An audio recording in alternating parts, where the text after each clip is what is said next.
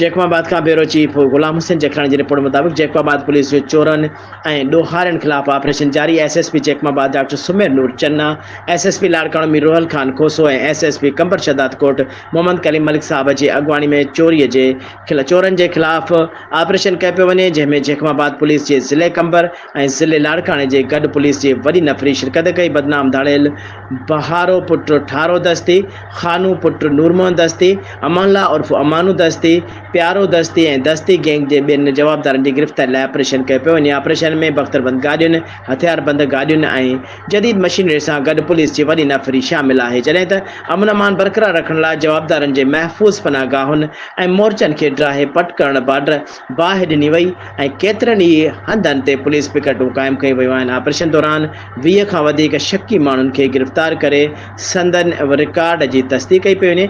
SSP Jacobabad doctor Sumer नूर चन्ना, SSP Larkana Mir रोहल खान खोसो, SSP कंबर शदात कोट मोहम्मद कलीम मलिक की अगवानी में जैकबाबाद पुलिस पुनू भट्टी में दोदापुर थाने के भरपासे वारनि इलाइक़नि में मुनज़िम चोरन और डोहारन खिलाफ कार्रवाई जारी आहिनि, जंहिंजे नतीजे में केतिराई डोहारी टोलन के महफूज़ पनाहगाहुनि ऐं मोर्चन के बाहि ॾेई साड़े छॾियो। जॾहिं त ॻुझे इतलान ते इश्तिहारी ऐं फुल में मुलविस जवाबदारन की गिरफ्तारी लाइ छापा हया विया। केतिरनि पुलिस पिकेटूं क़ाइम कई वयूं आहिनि, जॾहिं त जीअं हर क़िस्म के ॾोहनि खे कंट्रोल करे सघिजे।